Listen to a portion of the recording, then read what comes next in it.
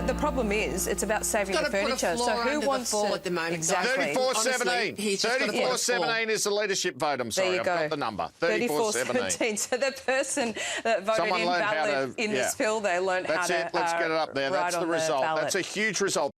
Hello, I'm Linton Besser. Welcome to Media Watch. And dinner bells in the Canberra Press Gallery last week, with journos aplenty salivating at the prospect of that most delectable of meals, a party leader with a knife in her back. For those who supported me today, I thank you. For those who did not, I genuinely have no hard feelings. I wish Angus Taylor well. A gracious exit. While at the dining table, the carnivore-in-chief tucked in. I won't mince words. The Liberal Party is in the worst position that it has been since it was founded in 1944. Whose arrival was met with great fanfare. Primed Angus cuts to run. Make me Angus Chief. Well done, Angus. And when it came, the moment prompted not a little passion from Sky News' political editor, Andrew Clennell. 33-17. Yeah, the Prime 33-17 is the vote, guys. 33-17 is the vote for the spill motion. Ever thought about decaf, Andrew? Although the opposition whip might want a double shot. And Angus Taylor was successful, 33 votes to 17, and is now the leader of the Liberal Party of Australia. I need to correct the record. The result, as I'm sure many are aware, was 34-17. Thank you very much. OK, so we were right. He misspoke. We were right. Okay, we knew the vote better than the whip. All right. No need to rub it in. The most important spill of the day, though, was in the Parliamentary Gardens, the Alternative PM on hand to perform a rescue. But what about the race for Deputy Leader? Let's go trackside once again with Sky News and amped up Andrew. Their constituents, and particularly the younger people that they've lost, either to the Teals... Laura, sorry, it's Jane Hume. Jane Hume is Deputy Leader of the Liberal Party. Actually, Andrew, not even decaf. The winds of change sweeping through the modern-day Liberal Party, a man back in charge, a woman beside him. Over on Channel 10, meanwhile, great care was taken not to offend its viewers, offering instead a different kind of public humiliation.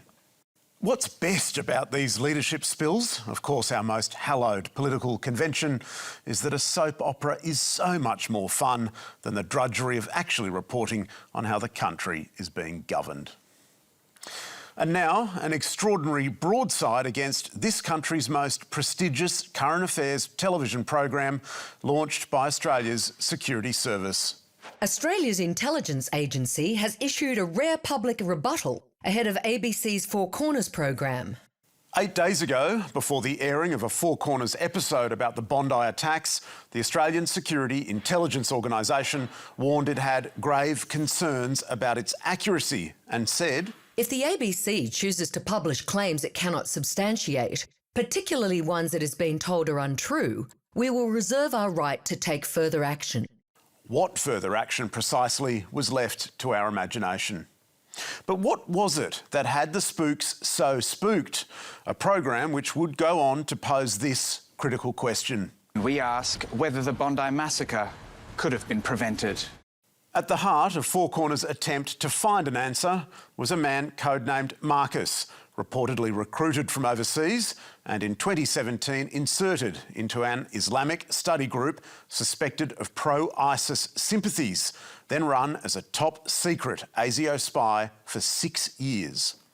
Marcus first featured on the national broadcaster in a 2025 Four Corners about intelligence failures in the lead-up to this terrorist attack against an Assyrian Orthodox bishop. According to Marcus, his intelligence would ultimately help authorities arrest at least 6 Australian members of the study group.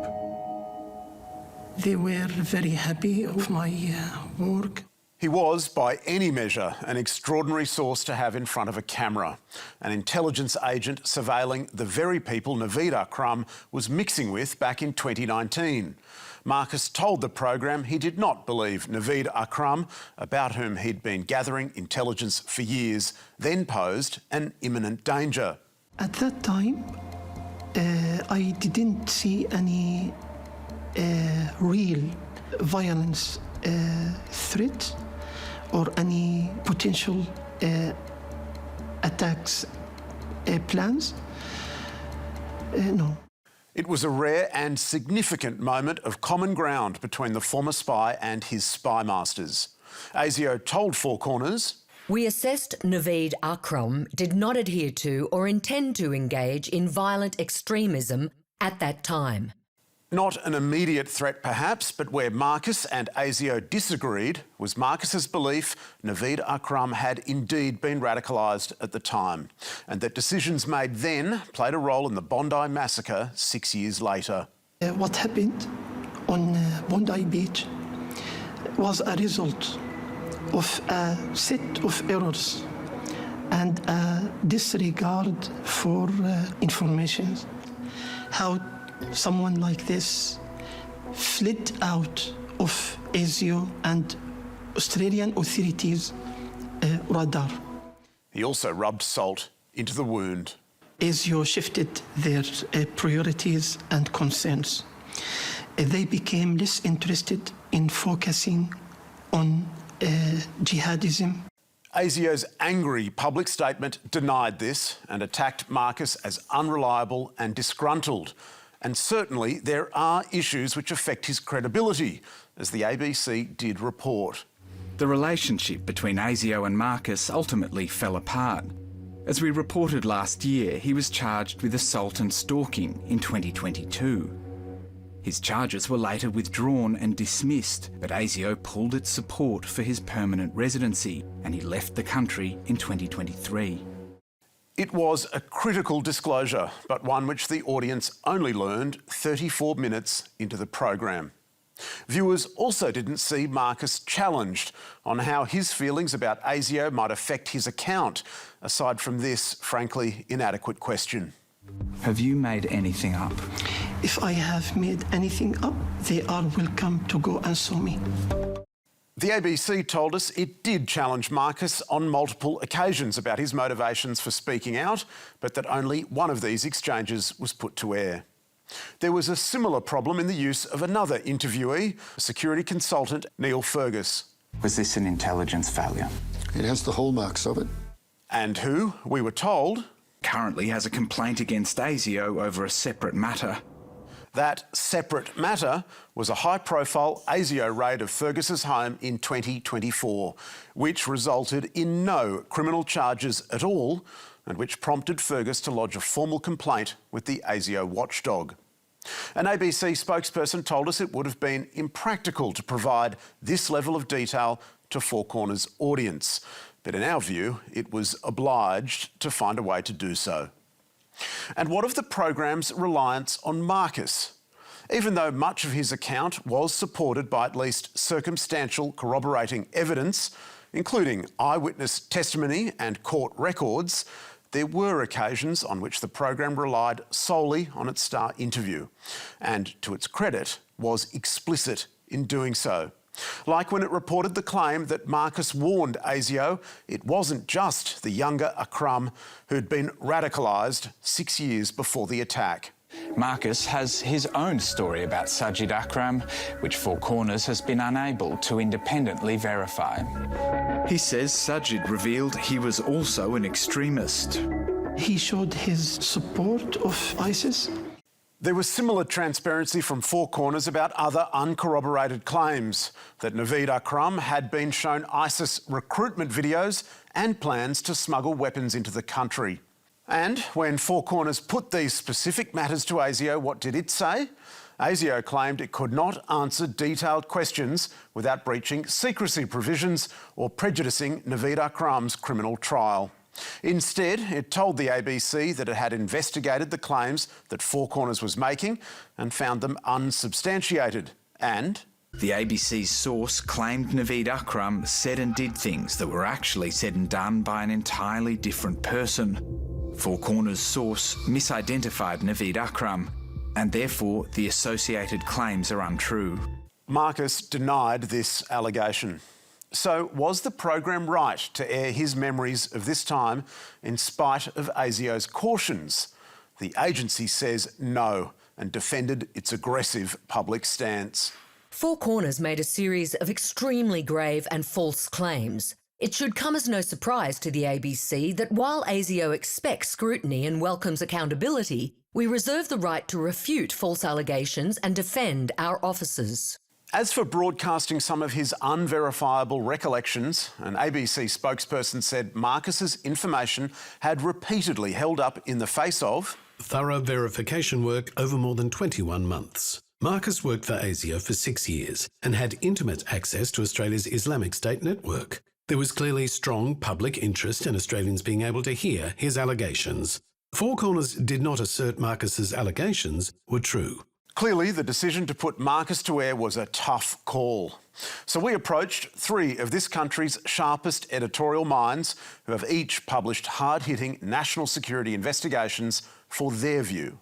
One former executive producer of Four Corners said the program should have been more explicit about Marcus's issues as a witness, but it was absolutely valid for the program to interview a former ASIO informant who knew Naveed Akram for years. The bottom line is that the Akrams went on to commit the worst terrorist act in Australia's history, arguably Australia's greatest ever intelligence failure. While another former head of the program, Sally Neighbour, commended the ABC for pursuing what was demonstrably in the public interest in the face of the unhelpful and aggressive response from ASIO to their questions. Meanwhile, the Australians, Hedley Thomas, agreed more should have been done to highlight the falling out between Marcus and ASIO, but backed the program's importance. As for ASIO, he had this to say. Intimidatory public attacks on responsible investigative journalism after Australia's worst act of terrorism are unbecoming of an intelligence agency when there are legitimate questions which are in the public interest, and so far, few detailed answers. It is entirely conceivable that later this year, the Royal Commission will identify errors in this Four Corners and errors in Marcus's recollections. But in the face of what was, in fact, improper hostility from ASIO, Four Corners seems to have done everything possible to avoid them.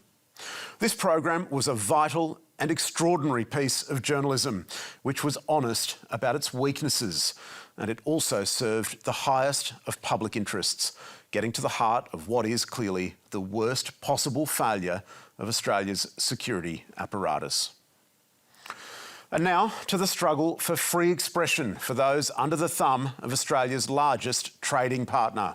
Outrage as one of China's most vocal critics, Jimmy Lai, is sentenced to 20 years in a Hong Kong prison, the harshest sentence ever under the draconian national security law.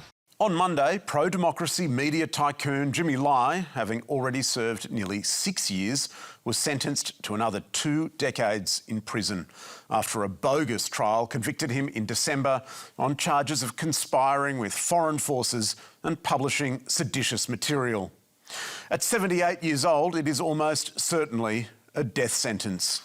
Lai, who left Mao's China as a boy, stowed away on a fishing boat to Hong Kong and built a fortune in the rag trade, launched Apple Daily in 1995, 2 years before the handover, and amid Xi Jinping's iron-fisted crackdown, wielded the paper as a tool of protest. Lai's sentence, labelled a sham by civil rights observers, represents another darkening of the territory's once famous freedoms. His supporters were despondent outside court. What does this mean for freedom in Hong Kong? Forget it. Freedom, liberty, sorry. You're free to eat, you're free to go, but you're not free to express yourself. In a panicked response to these tectonic protests in 2019, Beijing imposed a new national security law which criminalised dissent, prompting raids of newsrooms, the jailing of journalists, and the closure of bookshops, newspapers and online media outlets. Meanwhile, RTHK, the city's government-funded broadcaster, once modelled on Britain's BBC, has been brought to heel, its satire shows axed and its editorial guidelines overhauled. In the past 6 years, Hong Kong has plunged in the Global Press Freedom Index down 60 places, from 80 to 140. Pro-democracy activist and lawyer Kevin Yam, who fled Hong Kong in 2022 and now has a bounty on his head, told us, "It paints a grim picture. Some editors and journalists have been resisting pressure from China and Hong Kong authorities for years and have tried to shield their newsrooms by writing pro-government editorials. But even that is not tenable anymore.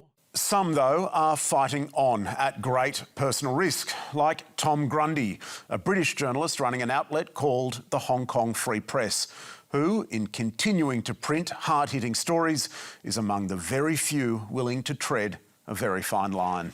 Before 2019, the Hong Kong press was loud, boisterous and colourful. We had the most profitable and widest circulation of newspapers. Apple Daily was vibrant and pro-democracy leaning, often rallying protesters or printing placards. That era of advocacy journalism is over. The steady dismantling of democratic norms and institutions by Donald Trump has distracted many of us in recent times from Beijing's utter disregard for free speech and civil rights. But for a world now shrinking from an amoral and erratic America and looking potentially to China for certainty, the treatment of Jimmy Lai and the rest of Hong Kong serves as the most frightening of cautionary tales. And that's all from us tonight. Be sure to check us out on ABC iView as well as YouTube and Facebook. You can find full statements on our website, and don't forget to send us your tips. See you next week.